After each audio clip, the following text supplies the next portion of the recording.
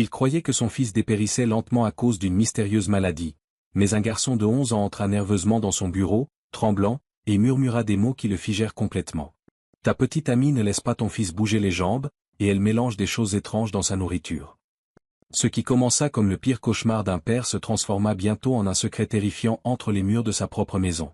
Qui pouvait commettre un acte aussi monstrueux sous son toit? Le garçon disait-il la vérité?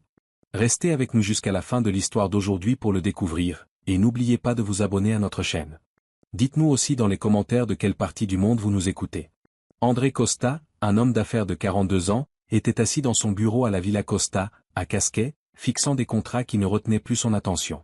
Son fils de 6 ans, Raphaël, avait soudainement perdu l'usage de ses jambes 3 mois plus tôt. Des spécialistes à Lisbonne et à Porto avaient tout tenté, sans qu'aucun ne puisse expliquer cette paralysie soudaine. Sa compagne, Marta Oliveira, 34 ans, avait endossé le rôle d'infirmière, assurant à tout le monde qu'elle pouvait offrir à Raphaël les soins constants dont il avait besoin. André lui faisait confiance, jusqu'à cet après-midi-là. La porte s'ouvrit brusquement. Pedro Lopez, le fils de 11 ans de la femme de ménage, se tenait tremblant dans l'embrasure, serrant sa casquette contre lui. Il respirait de façon saccadée, les yeux écarquillés par la peur. « Ta petite amie, balbutia Pedro, n'autorise pas Raphaël à marcher. Et, elle met des trucs bizarres dans sa nourriture. » André se figea, son stylo glissant de ses doigts. « Qu'est-ce que tu viens de dire? » « Je l'ai vu, bégaya Pedro. Elle a versé quelque chose d'un petit flacon dans son jus. Raphaël ne voulait pas le boire, mais elle lui a dit que s'il refusait, il irait plus mal. » Les mots du garçon semblaient sincères, rien d'une farce. L'estomac d'André se noua. Pedro n'avait jamais été du genre à inventer des histoires. Le silence s'épaissit, chaque tic-tac de l'horloge résonnait comme un coup de marteau. « Où est Martha maintenant » demanda André. « Dans la chambre de Raphaël, chuchota Pedro. Mais n'y allez pas tout de suite. Si elle apprend que je vous ai parlé, elle pourrait. » Sa voix s'éteignit. André hocha gravement la tête. « Va à la cuisine avec ta mère, Pedro. Et ne dis rien. » Quand le garçon partit, un frisson parcourut André. Le souvenir de Raphaël courant librement dans le jardin quelques mois plus tôt le transperça comme une lame. Et si Pedro disait vrai?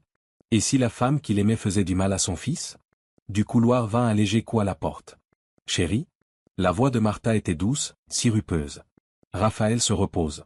Ne le réveille pas. » André força un sourire. « Bien sûr. » Elle marqua une pause, l'observa un instant, puis s'éloigna. Sa silhouette disparut dans le couloir. En cet instant, André sut qu'il ne pouvait pas encore la confronter. Si Pedro disait vrai, tout geste précipité pouvait mettre Raphaël en danger. Cette nuit-là, André dormit à peine. Chaque fois qu'il fermait les yeux, il voyait Raphaël regardant avec méfiance un verre de jus. Au matin, sa décision était prise, il allait surveiller Martha en secret. Depuis l'encadrement de la cuisine, il l'observa accueillir Raphaël d'une voix mielleuse. Lorsqu'elle le nourrissait, André remarqua quelque chose d'inquiétant. Chaque fois que Raphaël essayait de se pencher en avant, elle le repoussait doucement, murmurant des mots qu'il n'entendait pas. Plus tard, quand Raphaël laissa tomber une serviette et que ses pieds touchèrent le sol, elle cria. « Non, Raphaël. N'essaie pas d'utiliser tes jambes. Tu ne ferais que te blesser. » Mais André savait qu'aucun médecin n'avait jamais dit cela. Le doute le rongeait. Cet après-midi-là, pendant que Martha allait faire des courses à Estoril, André entra dans la salle de thérapie qu'elle s'était appropriée. Une forte odeur chimique emplissait l'air. Sur les étagères, des flacons sans étiquette, des poudres, des liquides clairs. Dans un tiroir, il trouva des reçus d'une clinique vétérinaire de Casquet, pour l'achat de myorelaxants destinés aux animaux datés exactement du début des symptômes de Raphaël. Son cœur s'emballa. Dans un carnet, des notes de jour, de dose, d'effet, refuse le liquide, plus lent, tremblement. Derrière lui, une voix murmura. « Monsieur Costa? Je l'ai vu utiliser ça. » Pedro l'avait suivi. Le garçon expliqua que Martha cachait toujours les flacons quand quelqu'un approchait. Des semaines d'empoisonnement presque quotidiennes. André referma soigneusement le tiroir, mémorisant chaque détail. « Pas à moi à personne, Pedro. Pas même à ta mère. » Quelques instants plus tard, la porte s'ouvrit. Martha était revenue. Son visage ne trahissait rien, mais la peur d'André se mua en certitude. Il savait qu'il avait besoin de preuves. La seule personne en qui il avait confiance était la docteure Teresa Carvalho, pédiatre de Raphaël depuis sa naissance. Sous prétexte d'un contrôle de routine, Teresa examina Raphaël. Elle plaisanta avec lui, parla de ses dessins, testa discrètement ses réflexes. André vit l'inquiétude dans son regard. Dans le couloir, elle murmura. « Ce n'est pas une maladie neurologique. Ses réflexes indiquent une intoxication prolongée. » La respiration d'André se bloqua. J'ai besoin d'analyse de sang et d'urine, poursuivit-elle. Si j'ai raison, elles confirmeront l'empoisonnement. Quelques jours plus tard, dans son cabinet à Lisbonne, elle étala les résultats sur son bureau. André, Raphaël a ingéré des myorelaxants vétérinaires constamment, pendant des semaines. Quelqu'un l'a affaibli volontairement. André serra le bord du bureau, partagé entre la rage et l'incrédulité. L'avertissement du garçon devenait une vérité indéniable. L'étape suivante fut de rassembler des preuves. André fit appel à Paulo Martins, un ancien policier de 55 ans devenu enquêteur privé. Ils installèrent de petites caméras dans la cuisine, la salle de thérapie et la salle à manger. En quelques jours, les images révélèrent tout, Martha versant un liquide d'un flacon dans la nourriture de Raphaël, puis murmurant au téléphone. La dose d'aujourd'hui est complète, aucune résistance pour l'instant. Je le maintiendrai stable jusqu'au moment venu. Pedro en entendit encore plus. Elle a dit, la dose finale aura lieu ce week-end. André donna à Paulo le numéro que Pedro avait retenu.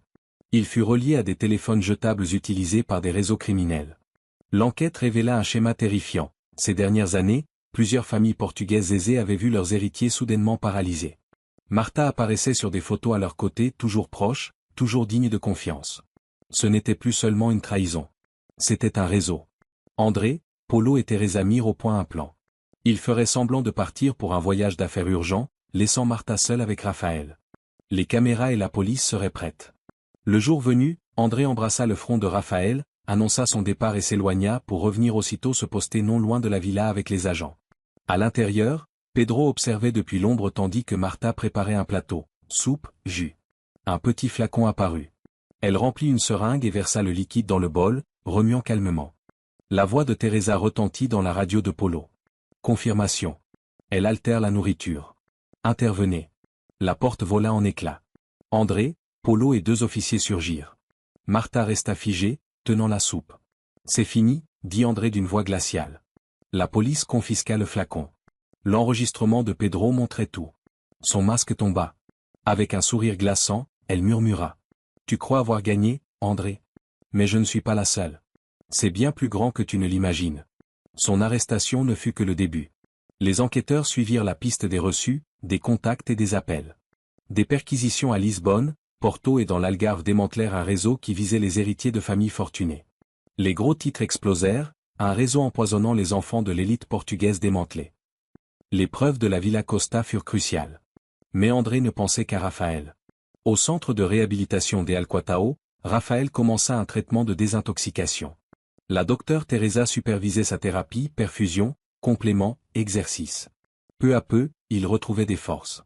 Pedro devint son compagnon quotidien, l'encourageant. Quand tu iras mieux, Raphaël, on fera la course dans le jardin. Et cette fois, c'est toi qui gagneras.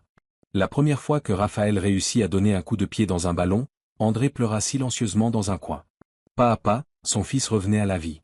Des mois plus tard, le procès s'ouvrit au palais de justice de Lisbonne. Les preuves étaient accablantes. Les enregistrements cachés, les rapports médicaux de Teresa, les reçus vétérinaires et le témoignage de Pedro. Le jury déclara Martha Oliveira coupable de maltraitance d'enfants, tentative de meurtre, fraude et complot. Peine, 25 ans de prison. André ne fêta pas la victoire, il respira simplement, soulagé de savoir Raphaël en sécurité. Un après-midi d'automne, Raphaël se tint au début de l'allée du jardin de la Villa Costa. Son kinésithérapeute l'encourageait, Pedro tenait son téléphone prêt, et André observait, le souffle suspendu. Raphaël fit un pas tremblant. Puis un autre. Encore un. À mi-chemin, il leva les yeux vers son père. « Tu peux le faire, mon fils » murmura André. Et Raphaël marcha jusqu'à ses bras. André le souleva, les larmes aux yeux. Pedro applaudit, son rire résonnant dans le jardin. La villa, autrefois emplie de peur, rayonnait désormais d'espoir. André serra son fils, sachant que les ténèbres étaient enfin derrière eux. Le passé avait laissé des cicatrices, mais l'avenir leur appartenait. Pour la première fois depuis des mois, André crut de nouveau en demain. C'est la fin de l'histoire d'aujourd'hui mais aussi un nouveau départ pour André et Raphaël. Ainsi, André découvrit la vérité et sauva son fils de la personne en qui il avait le plus confiance. Mais dites-moi, si quelqu'un que vous aimez empoisonnait secrètement votre enfant, auriez-vous remarqué les signes, ou serait-il déjà trop tard? Partagez vos pensées dans les commentaires, et merci infiniment de votre écoute. N'oubliez pas de vous abonner à notre chaîne.